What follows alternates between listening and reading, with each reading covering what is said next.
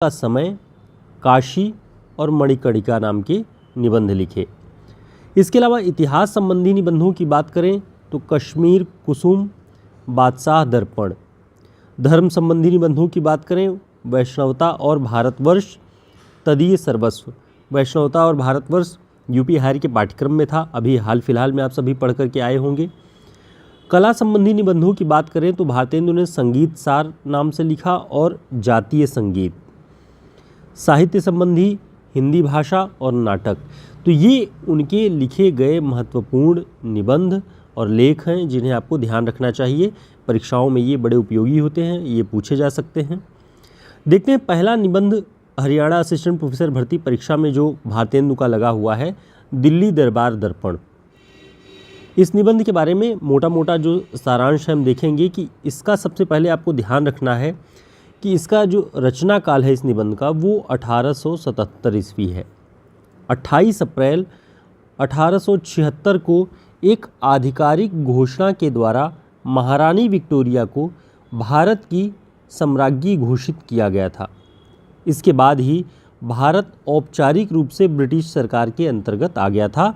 अब तक महारानी के शासन के 39 वर्ष पूरे हो गए थे। तो ये बातें आपको ध्यान रखनी है। दरअसल ब्रिटिश क्राउन के अंतर्गत भारत तब आया जब 1857 की क्रांति का विद्रोह ब्रिटिश सरकार ने देख लिया कि भारत में बहुत भयंकर विद्रोह होने की संभावनाएं हैं। तो ईस्ट इंडिया कंपनी के शासन को समाप्त करके ब्रिटिश जो ब्रिटेन से सीधे सीधे भारत का संचालन, भारत के प्रशासन का संचालन होने लगा। तो ये बात भी आपको थोड़ा सा ऐतिहासिक तथ्य के रूप में ध्यान रखना है कि 1858 में ईस्ट इंडिया कंपनी का राज खत्म हो गया और भारत का शासन ब्रिटिश क्राउन के अंतर्गत आ गया। इस संबंध में इतिहासकार प्रेमवद ने अपनी पुस्तक भारत विभाजन की अंतःकथा में लिखा है कि भारत में कंपनी का 100 साल पुराना राज्य खत्म हुआ और अब भारतीय इंग्लैंड के महान साम्राज्य की एक कॉलोनी बनकर रह गए हैं। तो ये बात ध्यान रखनी है कि भारतीय क्या हो गए, इंग्लैंड के महान साम्राज्य की कॉलोनी बन गए, यानी उपनिवेश बन गए पूरी तरह से। ईस्ट इंडिया कंपनी का शासन खत्म कर दिया गया था। दिल्ली दरबार दर्पण भारतेंदु का मूलतः समाचारों की रिपोर्टिंग शैली में लिखा गया निबंध है, ये आपको ध्यान रखना है।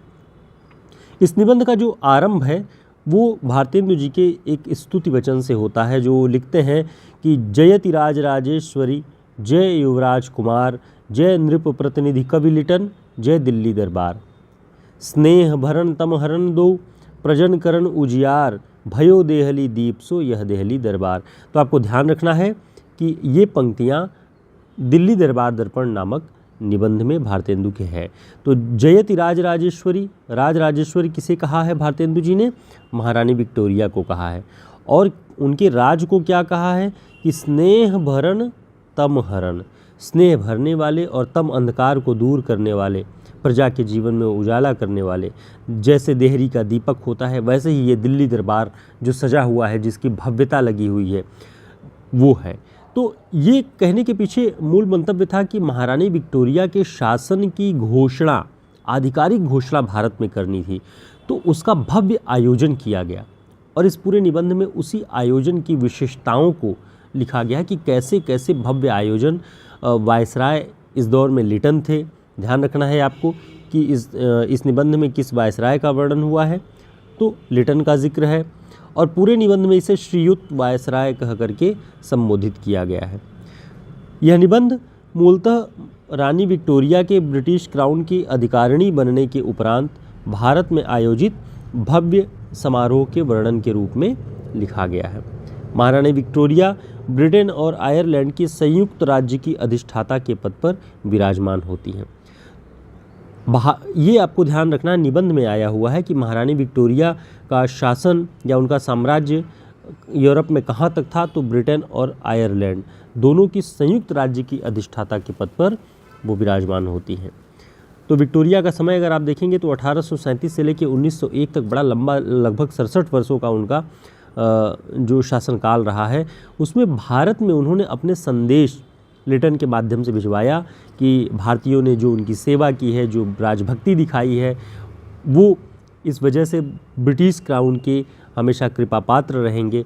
और बहुत से राजाओं का वर्णन भारतेंदु जी ने किया हुआ है जो झुक झुक करके, लोटपोट हो करके, लहालोट हो करके वायसराय के चरणों में गिरते हैं, अपना कृपा पात्र उन्हें समझते हैं। तो एक तरह से आप देखेंगे तो यहाँ पे देशी राजाओं के चरित्र को भी दिखाया गया कि 1857 की क्रांति के बाद किस तरह से विद्रोह को कुचला गया और देशी राजाओं को पूरी तरह से अपने नियंत्रण में, कंट्रोल में ब्रिटिश शासन ने किया। सेनाओं की संख्या लगभग कितनी थी इस प्रदर्शन में, वो सारी बातें इस निबंध में आई हुई हैं। तो वायसराय लिटन क्या करते हैं, वो महारानी विक्टोरिया के संदेश को पढ़कर भारतीय राजाओं, अंग्रेज प्रशासकों और सैनिकों को सुनाते हैं। इस पूरे निबंध में 2 वर्णन मिलते हैं। पहला, भारतीय राजाओं और शासनाधिपतियों का ब्रिटिश शासन के प्रति भक्ति और नतमस्तक भाव। दूसरा, आयोजन की भव्यता का उल्लेख। इन्हीं दोनों चीज़ों को ध्यान में रख के इस निबंध को उन्होंने लिखा हुआ है। इस निबंध को पढ़ते हुए आपको दिखेगा कि भारतेंदु हरिश्चंद्र की जो एक द्वैध भारतेंदु युग में दिखाई पड़ता है, देशभक्ति और राजभक्ति का, वो द्वैत आपको यहाँ पे दिखाई पड़ेगा कि भारतेंदु का यह निबंध ऐसा लगेगा कि दिल्ली दरबार का यशोगान है। यहाँ देशभक्ति नहीं दिखाई पड़ेगी, वो वाली जो भारत वर्षोन्नत कैसे हो सकती है निबंध में दिखाई पड़ेगी। तो कहीं न कहीं जो दुविधाग्रस्त मानसिकता थी उस दौर के भारतीयों की, चिंतकों की, वो इस निबंध में झलकती है। ठीक है। दोनों ही वर्णनों का उल्लेख भारतीय राजाओं को ब्रिटिश क्राउन के अधीन रखने की ब्रिटिश शासन की योजना को दर्शाता है। इसमें भारतेंदु जी ने ब्रिटिश वायसराय और ब्रिटिश शासन की चालाकी भरी नीतियों और उनके व्यवहारों व कथनों को दिखाया हुआ है। यानी वायसराय किस तरह से सारे राजाओं को ऐसा महसूस कराते हैं कि वही राजा वायसराय के लिए सबसे खास है, और सारे राजा भी इतनी मूर्खतापूर्ण ढंग से यह महसूस करते हैं कि वायसराय उन्हें ही सबसे ज़्यादा सम्मान दे रहा है और किसी को नहीं। तो इस तरह की बातें पूरे निबंध में दिखाई पड़ेंगी कि सभी राजाओं से वायसराय ऐसे मिलता था मानो वह ब्रिटिश शासन का सबसे प्रिय और प्रमुख व्यक्ति हो। भारतेंदु जी लिखते हैं कि इस वर्णन के अंत में यह लिखना आवश्यक है कि श्रीयुत वायसराय लोगों से इतनी मनोहर रीति पर बातचीत करते थे जिससे सब मगन हो जाते थे और ऐसा समझते थे कि वायसराय ने हमारा सबसे बढ़कर आदर सत्कार किया हुआ है। दरअसल ये प्रशासकों की चालाकियाँ होती हैं, उनकी धूर्तता होती है कि वो ऐसा आपको महसूस कराएंगे कि वो आपके ही, ये भ्रष्ट प्रशासन की एक तरह से है कि जो सुशासन की बात हम नहीं करते, सुशासन में तो जनता का रक्षक और सेवक के तौर पे प्रशासक होते हैं, लेकिन यहाँ जो वायसराय है वो बहुत कुटिल बुद्धि का है और इतना कुटिल है कि समस्त राजाओं को मिलाने के लिए जितना मनोहर मधुर बोल सकता है वो उतना बोलता है और सबको ये महसूस करा देता है कि सबसे ज़्यादा सम्मान वायसराय ने उन्हीं राजा का किया है और सभी मूर्खतापूर्ण ढंग से इस बात को स्वीकार कर लेते हैं। भेंट होने के पश्चात श्रीयुत ने हर एक से कहा कि आपसे दोस्ती करके हम अत्यंत प्रसन्न हुए और तमगा पहनाने के समय भी बड़े स्नेह से उनकी पीठ पर हाथ रखकर बातचीत की। ये बात भारतेंदु जी अपने दिल्ली दरबार दर्पण निबंध में लिखते हैं। बहुत सारी बातें इस निबंध में हैं जो महत्वपूर्ण हैं। वायसराय अपने संबोधन में राजाओं की राजभक्ति और विक्टोरिया की प्रशंसा करता है। संबोधन देता है वायसराय लिटन कि हे हिंदुस्तान की सेना के अंग्रेजी और देसी अफसर और सिपाहियों, आप लोगों ने जो भारी भारी काम बहादुरी के साथ लड़ भिड़ कर सब अवसरों पर किए हैं और इस प्रकार श्रीमती की सेना की युद्ध कीर्ति को थामे रहे। श्रीमती की सेना, विक्टोरिया की सेना की जो युद्ध की कीर्ति है उसे थामे रहे, उसका श्रीमती अभिमान के साथ स्मरण कर रही हैं। अब आप देखिए कि क्या काम किया इन देसी राजाओं ने, देसी अफसरों ने और सिपाहियों ने। उन्होंने 1857 की क्रांति को कुचला, बुरी तरह से कुचला। क्रांतिकारियों को फांसी की सजाएं हुई, उनकी हत्याएं हुई, बहुत सारी चीज़ें। तो एक तरह से ब्रिटिश शासन को बनाए रखने में देसी लोगों ने ही ज़्यादा योगदान दिया। एक तरह से गद्दारी ही थी क्रांतिकारियों के साथ। तो जो देसी अफसरों और राजाओं ने और सिपाहियों ने उनके साथ किया, जो उसी का नतीजा हुआ कि 1857 की क्रांति कुचली गई, पूरी तरह से दबा दी गई।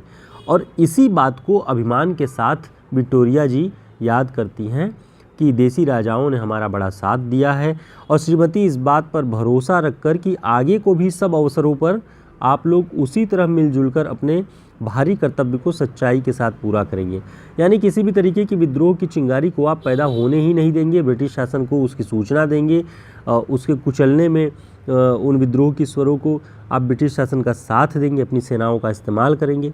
ये जो तरीका है आप देखेंगे दिल्ली दरबार दर्पण में, इस संदेश में जो विक्टोरिया लिटन के माध्यम से कहलवाती हैं वो दिखाई पड़ता है।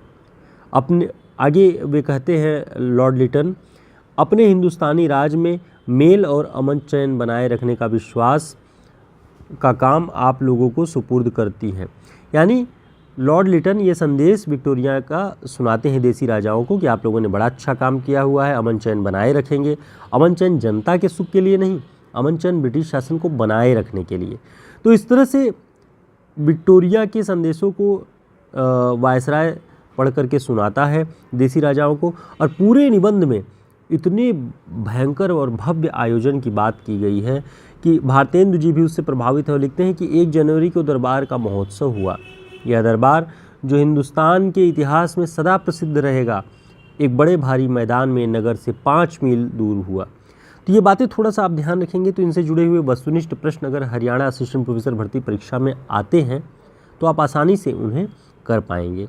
साथ ही एक विचार भी आपके पुष्ट होते रहेंगे। रिटन जो लिखित परीक्षा होने वाली है उसमें भी आप समझ पाएंगे कि इन निबंधों का मूल मंतव्य आशय क्या है, क्या इनके विचार हैं।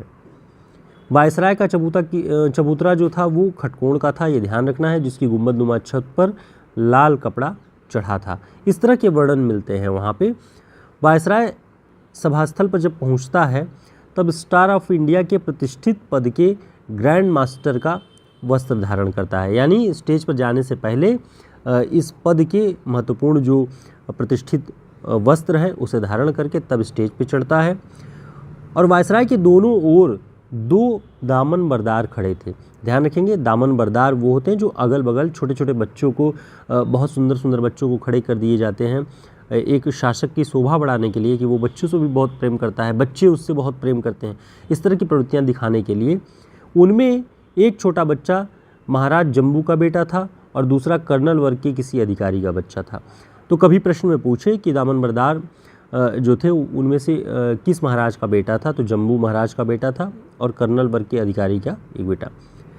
कंगूरों के जो कंगूर थे वहाँ पे सजाए गए थे, उन पर कलश नहीं रखा गया था, उन पर राजराजेश्वर यानी विक्टोरिया जी का सुनहला मुकुट, जिसे ब्रिटिश क्राउन कहा जाता है, वो लगाया गया था। कलश रखने की परंपरा को हटा के ब्रिटिश क्राउन की प्रतिष्ठा की जा रही थी कि जगह जगह उस ब्रिटिश क्राउन का चिन्ह, जो गिफ्ट भी दिए जा रहे थे, उपहार भी दिए जा रहे थे देसी राजाओं को, वो भी ब्रिटिश क्राउन बने हुए चिन्हों के साथ दिए जा रहे थे, ताकि वो स्वीकार कर लें कि वो ब्रिटिश शासन के अधीन है। वे जब भी उसका जिक्र करेंगे, वे देसी राजा जब भी उन्हें देखेंगे तो उन्हें ब्रिटिश क्राउन हमेशा याद आएगा। इसलिए ऐसे उपहार भी दिए जा रहे थे। और लगभग 15,000 से ज़्यादा सरकारी फौज अपने हथियार बांधे खड़ी हुई थी।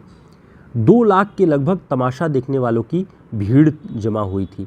ये बातें इस निबंध में पूरी की पूरी दिखाई पड़ती हैं। आपको ये सारे तथ्य थोड़े से ध्यान में रखने पड़ेंगे। अब देखिए भारतीय शासनाधिपतियों और राजाओं के विषय में क्या लिखते हैं भारतेंदु जी, कि सब राजाओं की मुलाकातों का हाल अलग अलग लिखना आवश्यक नहीं, क्योंकि सबके साथ वही मामूली बातें हुई। दोस्तों, हरियाणा असिस्टेंट प्रोफेसर भर्ती परीक्षा की लाइव बैच गूगल मीट पर हम चला रहे हैं। जो लोग जुड़े हैं वो आगे कंटिन्यू रहेंगे। हम लगातार प्रयास करेंगे कि बेहतर ढंग से आप सभी को पाठ्यक्रम से परिचित करवा सकें। जो लोग जुड़ना चाहते हैं वो हमारे व्हाट्सएप नंबर पे डिस्क्रिप्शन बॉक्स में उन्हें मिल जाएगा, आप संपर्क करके क्लास को ज्वाइन कर सकते हैं। हम रिटन लिखित परीक्षा तक आपको जो भी ज़रूरी सलाह होगी, जो भी ज़रूरी सामग्रियाँ होगी वो उपलब्ध कराने का प्रयास करेंगे। तो हमारी लाइव क्लासेस से आप जुड़ सकते हैं। सब बड़े बड़े शासनाधिकारी राजाओं को एक रेशमी झंडा और सोने का तमगा मिला। झंडे अत्यंत सुंदर थे। पीतल के चमकीले मोटे डंडों पर राजराजेश्वरी का मुकुट बना था और एक पट्टी लगी थी जिस पर झंडा पाने वाले का राजा का नाम लिखा था, और फरहरे पर से जो डंडे थे उस पर, यानी झंडे पर पूरा का पूरा ये एक माहौल बना करके कि राजा का नाम लिखा है, उसके शस्त्र अंकित हैं और ऊपर विक्टोरिया जी के मुकुट का पूरा का पूरा चित्र बना हुआ है। ये सारी बातें यहाँ पर भारतेंदु जी दिल्ली दरबार दर्पण को की एक रिपोर्टिंग करते हैं। ये समाचारों की रिपोर्टिंग शैली में लिखा गया निबंध है। तो उम्मीद है इस निबंध के बारे में महत्वपूर्ण बातें और विचार आप समझ पाए होंगे। कुछ और भी महत्वपूर्ण बातें जो होंगी इस निबंध के बारे में हम अपनी अगली क्लासेस में ज़रूर बताएंगे आपको। लाइव क्लास से जुड़ेंगे तो हम योजनाबद्ध ढंग से अपने पाठ्यक्रम को कंप्लीट कर पाएंगे और 1 मई से ये लाइव क्लासेस चल रही हैं। तो ज्वाइन करने के लिए लाइव क्लास को हमारे व्हाट्सएप नंबर पर संपर्क कर लेंगे, डिस्क्रिप्शन बॉक्स में मिल जाएगा। टेलीग्राम और व्हाट्सएप ग्रुप का लिंक भी है, आप ज्वाइन कर लें ताकि समय पर सूचनाएं आपको मिलती रहें और हम जुड़े रहें महत्वपूर्ण जानकारियों के साथ। फिर मिलते हैं एक नई क्लास में, तब तक के लिए नमस्कार, शुभकामनाएं।